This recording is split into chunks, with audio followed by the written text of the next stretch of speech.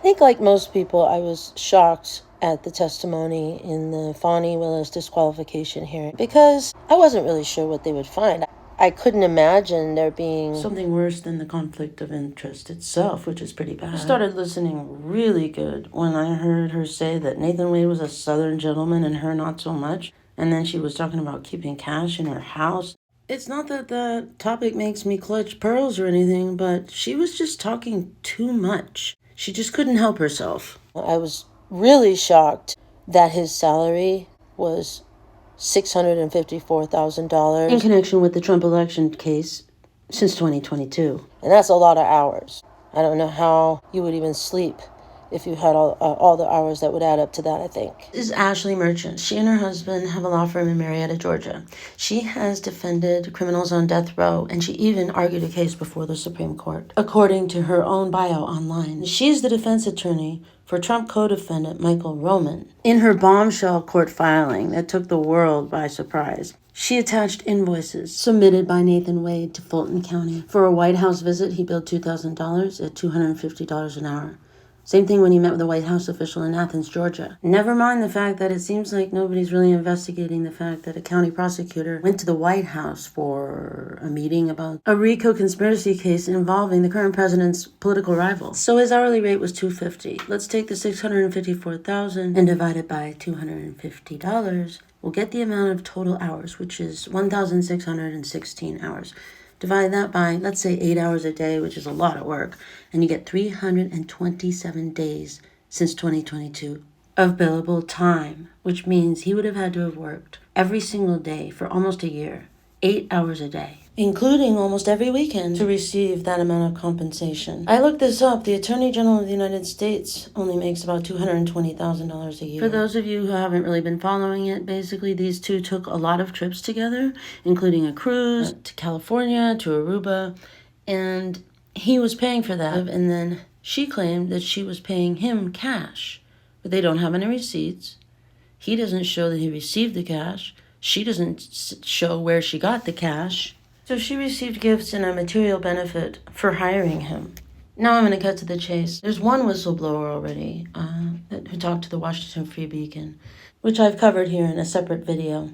But Fani Willis told an interviewer that she fired 50 to 60 people at her office when she first took over because they weren't doing what they were supposed to do. Also know she had an enormous backlog. She claimed that her predecessor left of 11,000 cases and that was very stressful. And I have no doubt that, like everyone, she has some good qualities. It was her former girlfriend who testified that the relationship with Wade began in 2019. All this tells me that she has probably quite a few enemies. Bottom line, Fani Willis never thought any of this would come out. She did not count on Ashley Merchant, a lawyer from Cobb County, to do the digging, I guess, into Nathan Wade's divorce. And when she realized it had come out, she went into full damage control mode. This woman who filed the brief, she has her own law firm, she and her husband, and then they have a third attorney. But this woman was standing in the breach, and she rose to the occasion.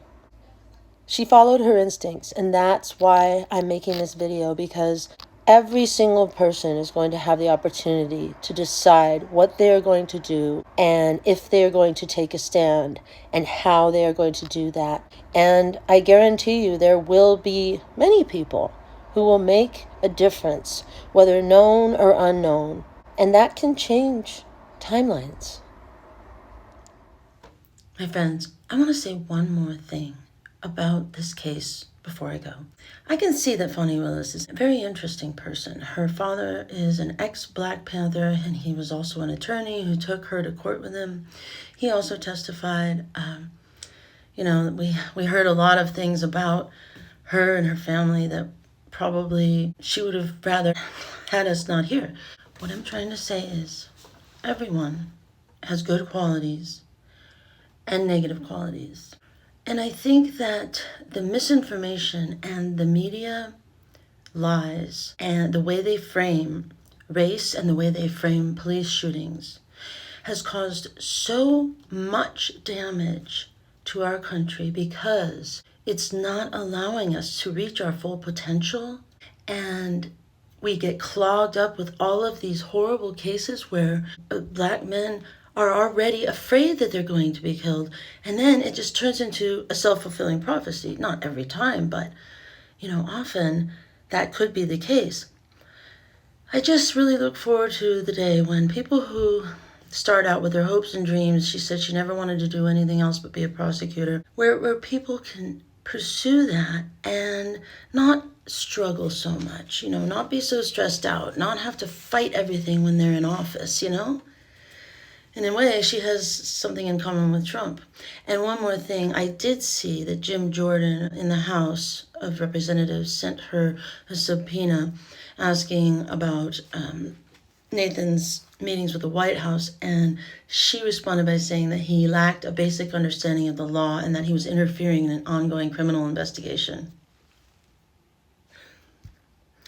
Well, that's all, folks, for now. Please, I just want to remind you to like, comment, share, subscribe, and above all, keep calm and share complete facts.